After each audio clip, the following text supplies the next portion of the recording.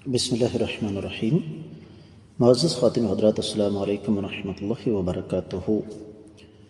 रब्ब कायनात ने कुरान मजीद में अपनी तौहीद और अपनी वहदानियत के कदम कदम पर मुख्तलिफ़ दलाइल हमारे सामने रखे हैं, और उनमें से एक आज की हमारे सबक में शामिल आयत मुबारका भी है, जिसकी हम सबसे पहले तिलावत करेंगे। अल्लाह रब्बुल इज़्ज़त इरशाद फरमाते हैं,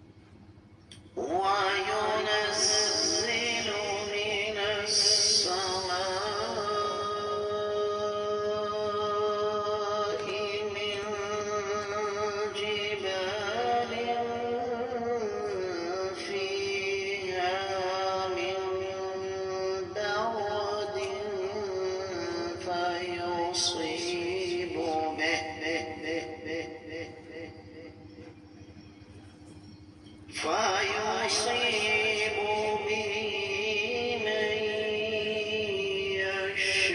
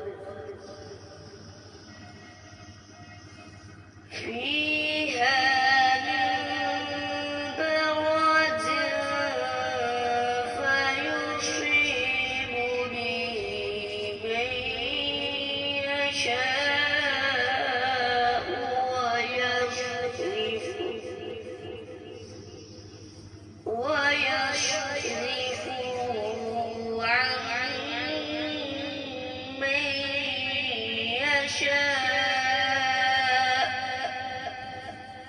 يكاد سنا يكاد سنا برقه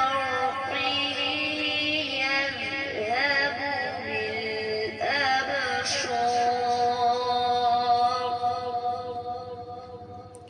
मुअज़्ज़ज़ ख़ातिन हज़रात, रब्ब कायनात की पाकीज़ा किताब कुरान मजीद पारा है 18वां सूरतुन नूर और आयत मुबारका है 43।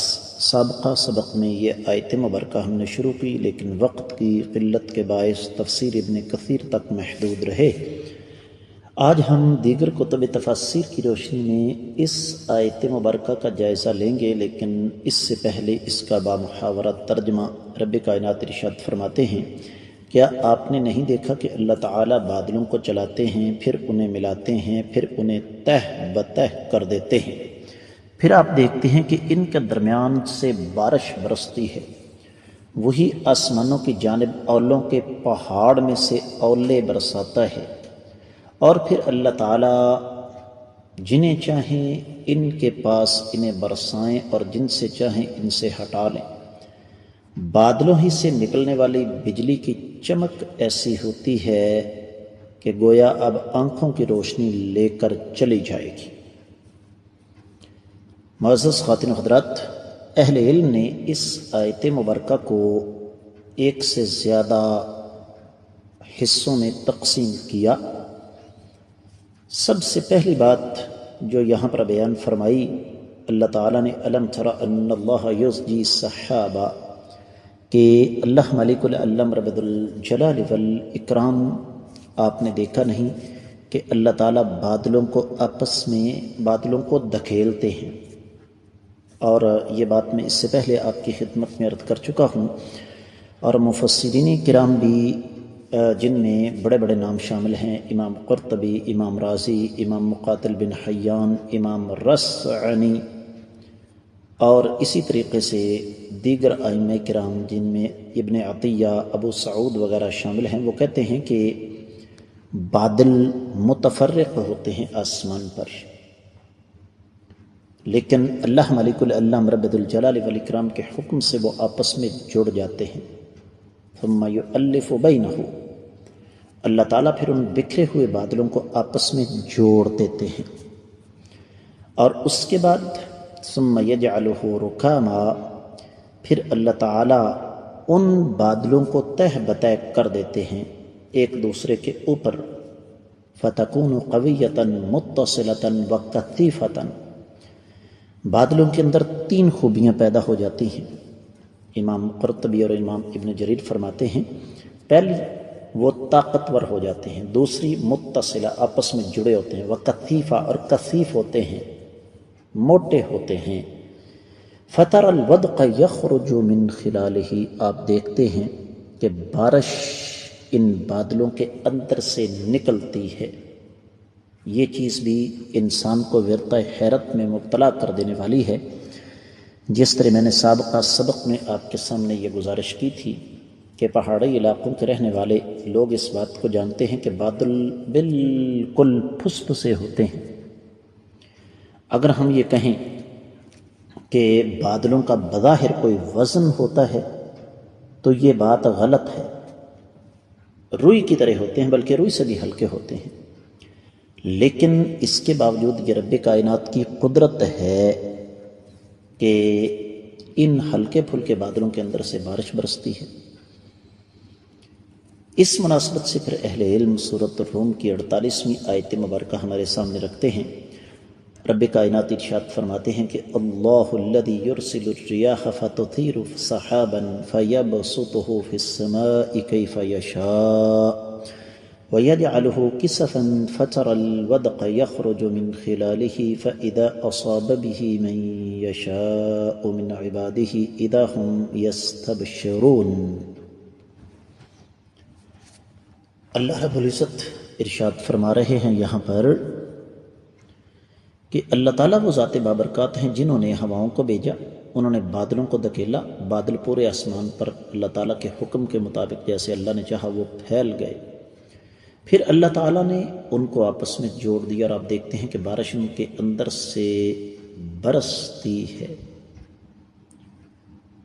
تو جب اس بارش کا کچھ حصہ بندوں کو ملتا ہے تو یہ پھر بڑے خوش ہوتے ہیں۔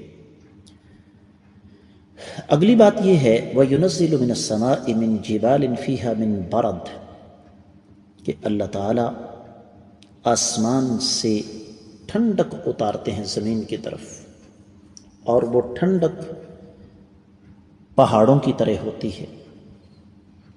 آپ جب میری آواز سماعت فرما رہے ہوں گے تب تک آپ کے علم میں یہ بات اچھی طرح آ چکی ہوگی کہ وطن عزیز پاکستان اور دنیا کے مختلف علاقے کئی دفعہ بڑے بڑے اولوں کی زد میں آ جاتے ہیں۔ مجھے اچھی طرح یاد ہے اس وقت میں اسلامک یونیورسٹی مدینہ منورہ میں پڑھتا تھا، وہاں پر بہت کم بارش ہوتی ہے، تو ایک دفعہ مدینہ سے 200-250 کلومیٹر باہر مجھے ایک دور صحرا میں ایک کیمپ کے اندر درس دینے کے لیے جانے کا موقع ملا۔ عشاء کی نماز کے بعد درس دیا، واپس آنے لگے تو طوفانی بارش ساتھ اولے شروع ہو گئے، اور اس قدر اولے برسے کہ 2 فٹ برف سڑک کے اوپر جمع ہو گئی۔ تو یہ اللہ تعالیٰ کی قدرت ہے، اور یہ اللہ تعالیٰ ہی کا کام ہے، کوئی اور یہ کام نہیں کر سکتا۔ پھر فرمایا فَيُصِيبُ بِهِ مَن يَشَاءُ وَيَصْرِفُهُ عَن مَن يَشَاءُ، یہ بھی اللہ تعالیٰ کی قدرت کاملہ ہے کہ یہ برف، یہ سردی جسے چاہتے ہیں اللہ تعالیٰ پہنچاتے ہیں، اور جس سے چاہتے ہیں پھیر دیتے ہیں۔ یہ بھی اللہ ہی کا کام ہے، کسی اور کا کام نہیں ہے۔ آپ یہ دیکھیں کہ مری ملکہ کوہسار وطن عزیز پاکستان میں اسلام آباد سے کتنے فاصلے پر ہے، وہاں پر شدید برف پڑ رہی ہوتی ہے۔ اسلام آباد میں موسم ٹھنڈا ہوتا ہے لیکن برف نہیں ہوتی، اور اسلام آباد کے پاس راولپنڈی میں اسلام آباد کی نسبت ٹمپریچر بہت کم ہوتا ہے۔ میں نے بذات خود دیکھا، طائف سے ایک دفعہ واپس آئے مکہ تو طائف کا درجہ حرارت 15 ڈگری سینٹی گریڈ، مکہ پہنچے تو 35 ڈگری سینٹی گریڈ۔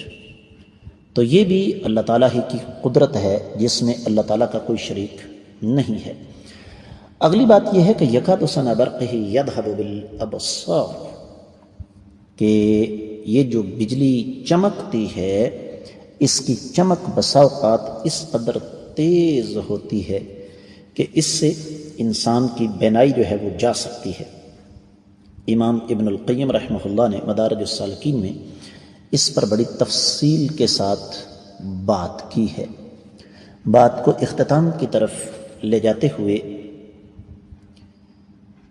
آخری کچھ امور آپ کے سامنے رکھنا چاہتا ہوں، اور وہ یہ کہ یہاں ایک واحد و تفسیر کی عبارت ہے، الیس الذی انشأ ھذا السحاب وساقہ لعبادہ وانزلہ علی وجہ